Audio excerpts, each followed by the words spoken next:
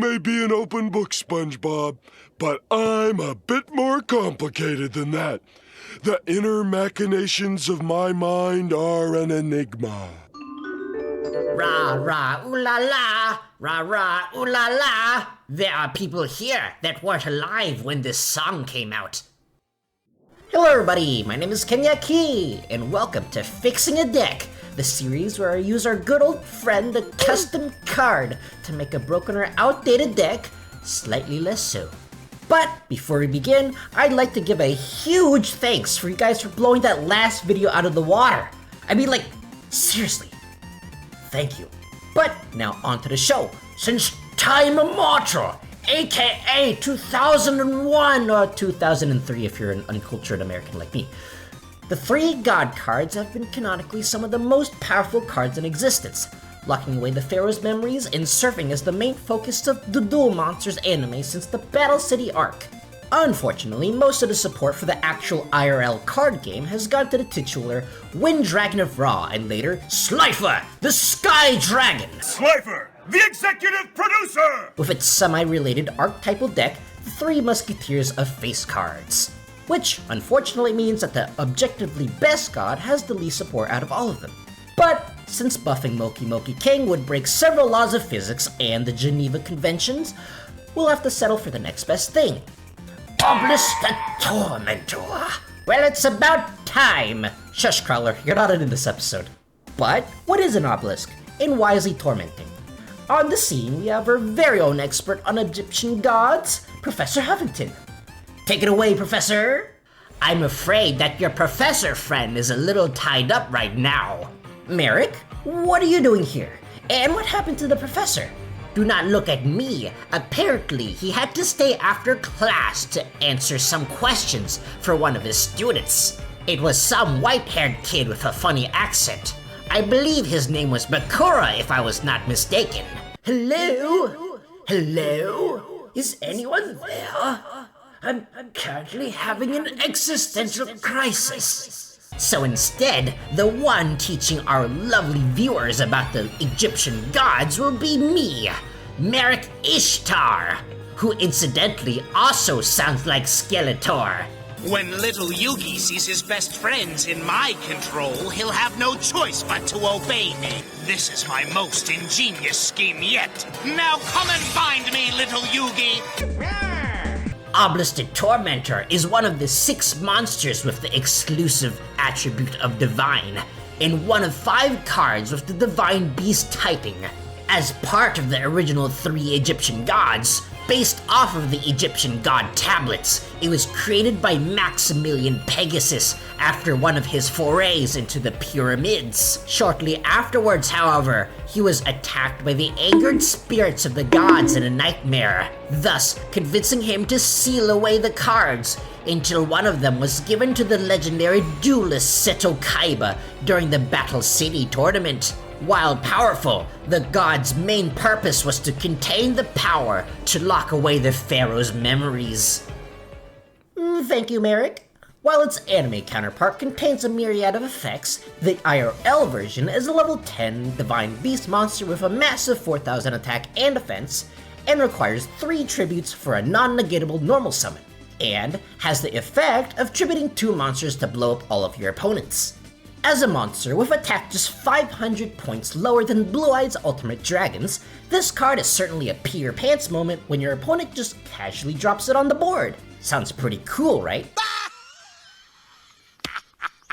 Well, just like the big triple dragon, the main issue with this card is actually getting it on the board in the first place. Requiring 3 monsters, and unlike Ultimate Dragon, requires these materials to be on your field on top of a normal summon.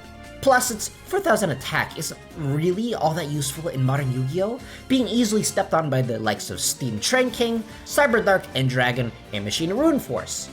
Also access code, also, Psychic End Dragon. What is that? What the is that? And its effect really isn't worth the trouble of summoning it. Sure, it's a Raigeki on legs, but you could also just play Raigeki. Or Mirajin. And with that, onto the actual video. How would I fix Obelisk the Tormentor? Well, to fix Obelisk, I've created a total of 3 new cards to make the Big Blue Boy actually playable, each with custom artwork. The purpose of these cards is to 1. Make this deck more consistent, and 2. To make it playable in Blue Eyes. Now let's go play some bingo! So first of all, I knew that this was going to be kind of harder than what I usually do, since I don't make a lot of mechanical parts. I was always kind of disappointed that all 3 dragons weren't inside of the bubble. So this time I'm drawing them all in there. I'm also changing the perspective to make all of them reach upwards towards you. I think it makes them look a little more greedy. The original Bingo Machine Go was based off of the Blue Eyes Ultimate Dragon, while this one I wanted to base off of one of Ultimate Dragon's retrains. Specifically, Neo Blue Eyes Ultimate Dragon, which I think works a bit better with its mechanical looking design for a bingo machine. I spent a lot of time getting the dragon's neck spines looking just right. It's always a trouble with mechanical parts to make things look super uniform. I wanted to add a light source this early on so I could get a better idea of what the final product looked like in my head. Here I'm being incredibly careful on how I add these neck spines, or scales rather. Just like in the drafting phase, I'm being super careful to make them look as uniform as possible.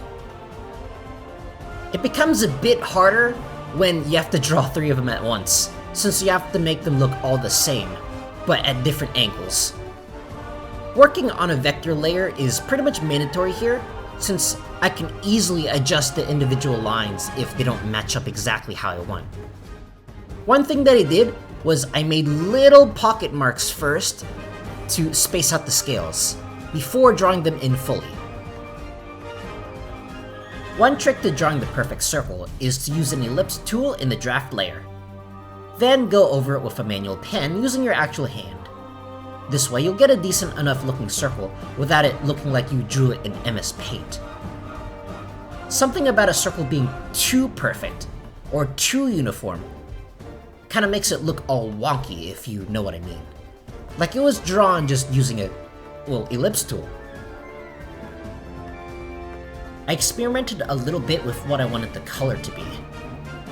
After some trial and error, I made the actual dragons this pale blue, and the highlights this dark teal color. I'm thinking that I might change it later, so for now I'll just leave it as it is. This is where adding in the light source really early on helped out a lot, since I know where it's coming from, so now I can experiment with how I want the shadows to look. After I added in the highlights, then I decided that I wanted the color to be a bit more saturated. So I played with it a bit, and eventually I got something that I really liked. I usually prefer the shadows to be quite colorful as well. So for the shadows, I went with this somewhat cool, somewhat warm teal color. And it's once again time for Kenyaki to have absolutely no idea what kind of background he wants.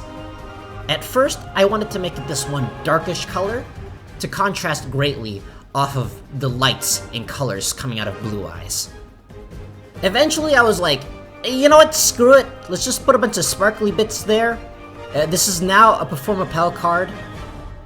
To make the glass capsule, I filled out the inside of the capsule with this mid-tone teal layer, added some violets, whites, and purpley bits to the edges, and then took a soft eraser and just erased bits of the middle. And putting our final highlights, we have our card.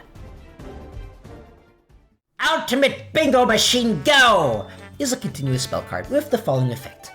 If you attribute a monsters for the summon or effect of a Divine Beast monster, you contribute this card you control as one of the tributes required, in addition to your normal summon or set. You can only activate one Ultimate Bingo Machine Go per turn. When this card is activated, reveal 3 cards with different names from your deck that meets at least one of the criteria listed below. Your opponent randomly picks one for you to add to your hand, and you shuffle the rest back into your deck. With Eyes of Blue Tuner Monster, spell trap that specifically lists the card, Blue Eyes White Dragon, Blue Eyes Ultimate Dragon, or Obelisk the Tormentor, except Ultimate Bingo Machine Go! Obelisk the Tormentor. Basically, Ultimate Bingo Machine Go! Serves as an additional tribute for the summon or effect of a Divine Beast monster, and lets you have an additional normal summon for said Divine Beast monster, making them slightly less clunky. Its search effect searches for an Eyes of Blue monster, an Obelisk, or Blue Eyes spell trap card such as the Breaking Rune God, or the Big Blue Boy himself. And don't you worry, people who paid $20 for each copy of the original Bingo Machine. While similar, Ultimate Bingo Machine Go! Searches for a different set of cards, and unlike regular Bingo Machine, comes with the restriction that these must be 3 different cards. And yes, the 2 versions can search for each other. But before we dive deeper into our self-deluded fan-fictional custom card journey, let's go over what the Eyes of Blue archetype actually is. The With Eyes of Blue archetype is a series of level 1 Night Spellcaster tunas related to the Blue Eyes cards. While most of their effects involve Blue Eyes in some way, they are most commonly used as level 1 tunas, synchroing into the level 9 Spirit Dragon or Azure Eyes. Oh, Professor Huffington, you're back from your after-class session. Yes, it was horrible. As if falling down that well wasn't bad enough, now I'm being banished by some kid with delusions of being an ancient Egyptian in the air duel. You know what? That's it. I'm packing my things and moving to New Domino City. Nothing bad ever happens in New Domino City.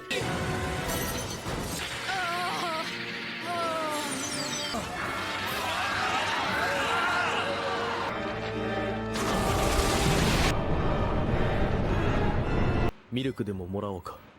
店のおごりだ。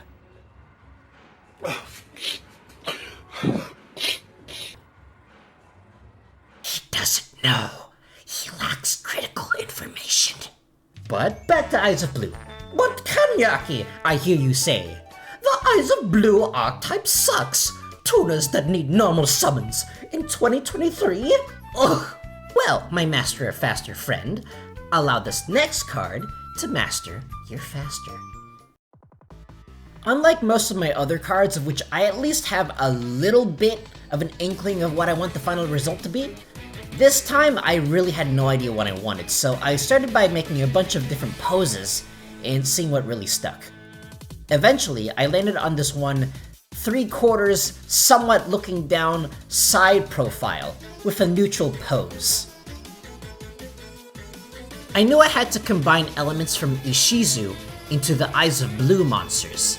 One example being the shawl, but adding the circlet that all the With Eyes of Blue monsters have on their heads. I worked to give it a bit more of a silky and intricate design, while still having nods to the original outfit.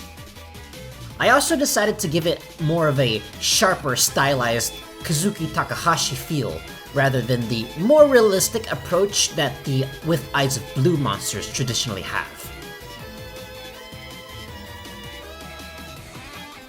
I also gave her a rod to balance out the profile a little bit, but instead of referencing the Millennium Rod or the Blue Eyes monsters, this one references Obelisk the Tormentor. I didn't know what background I wanted even more so than Ultimate Bingo Machine Go! But luckily I ended up with one that I really liked early on. I really liked the way that Kazuki Takahashi, and by extension Yu-Gi-Oh! Media as a whole, illustrates wavy and flowing clothes. So I had a lot of fun incorporating that into this design. Instead of the gold solid bands that the Gravekeeper monsters wear, I opted for a more European looking armlet and bracelet, giving the look a bit more of an airy feel. For the scepter, I opted to use a mirrored ruler, allowing me to draw both symmetrical ends at once. I could have simply copied and pasted these beads on her hip, but for better or worse, I didn't really want to. I spent a surprisingly long time deliberating what the design on her forehead would be. Eventually, I just went with the simple option. Next was the color. I knew it had to incorporate blue and white as major design elements, so the question was, what shade? Eventually, I went with this warm blue color and this cold light blue almost sea green color to match the background. I made the scepter this dark navy blue color to reference Obelisk. Shading was a bit tougher since I wanted to marry the sharper, more stylistic shading of the anime with the more softer, realistic ones of the with eyes of blue monsters. Eventually, I decided for a sharper look at first, and then blend them together into softer shapes down the line when I have a better picture of the image in my head. Like always, all of my shading is done in one color, just on top of a multiply layer. This time, I gave it a darkish sea green, reflecting the background and giving it an ethereal feel. And once the shading was done, I moved on to the highlights and the backlighting. It wasn't that hard this time, since I only used a little bit of each. And now on to smooth the shadows. I mainly did it on the clothing, since I wanted the skin to still have its stylized shadows. Now all that's left is the background. I painted in these sandy streamers, added some sparkly bits, added a glow, and then bim bam boom, we have a card. Presenting Keeper with Eyes of Blue. Keeper with Eyes of Blue is a level 1 light spellcaster tuner with 0 attack and 500 defense. Its effect reads, you can reveal one other level 1 light spellcaster tuner, or one card that mentions Blue Eyes White Dragon in your hand, special summon this card. If this card is summoned, you can add to your hand or send to the graveyard one Obelisk the Tormentor, or one card that mentions it from your deck except Keeper with Eyes of Blue. If this card is sent from the field to the graveyard, you can pay half your life points, special summon one Blue Eyes Ultimate Dragon from your extra deck, but you cannot special summon from your extra deck for the rest of the turn. You can only activate each effective Keeper with Eyes of Blue once per turn. While it doesn't have the archetype signature if targeted do thing, it is something the archetype desperately needs, an actual extender. Okay! With the summon requirement having either a Blue Eyes or Eyes of Blue card, this should make the Eyes of Blue cards much less unwieldy to work with. And once it's summoned, it adds one of your Blue Boy cards, or the big Obelisk himself, to your hand or graveyard, in case you wish to reborn him. And if you manage to send Keeper to your graveyard, for the low cost of half your life points, you'll get to cheat out a Blue Eyes Ultimate Dragon, the only time anyone would actually bother including him in the deck. Yeah, this card ain't good. Last card! So this was the card that I really wanted to draw, because, I mean, it's like Kaiba. I mean, who doesn't want to draw Kaiba? This was the card that I had the strongest idea in my head for. I pretty much knew exactly what I wanted to go for. Basically Kaiba doing the card-holding pose with Obelisk right behind him. So there was very little experimentation with the pose and how I wanted it. Most of the figuring out came from which version of Obelisk that I wanted to draw. The original one or the redone one that released several years later. I eventually went with the second version, since I think it has a better silhouette for what I'm doing right now. The first draft was really rough, so I made a second one. Duel discs are pretty hard to draw even on the best days, what with the sharp edges, the sharp angles, and the perspective, but I eventually got it looking how I wanted it to. Kaiba's arm and leg straps, however, they're really fun to draw. Same with his coat, it's just so big, it displays all over the place and you can do basically whatever you want it to. One thing that I should have done with Obelisk is turn on the mirrored ruler. That way I can work on his left and right side simultaneously. Unfortunately, I don't really realize this until a little later. I knew that I wanted Obelisk to look like how Exodia does in the Draw a Fate card that you can see on the bottom right corner.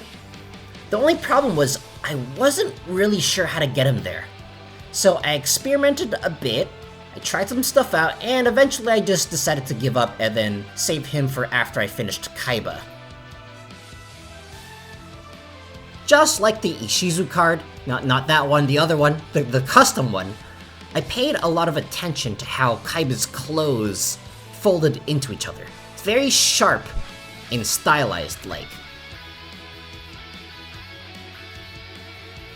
And with Kaiba's outline done, I decided it was time to come back and attempt to figure out how Obelisk looks.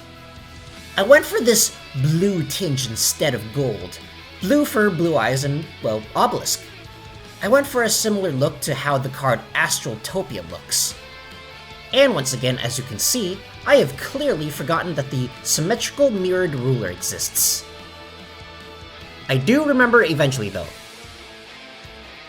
I'm having a hard time deciding whether or not I prefer the outlined or non-outlined version of this glowy obelisk. Eventually I once again decide to just come back to it later.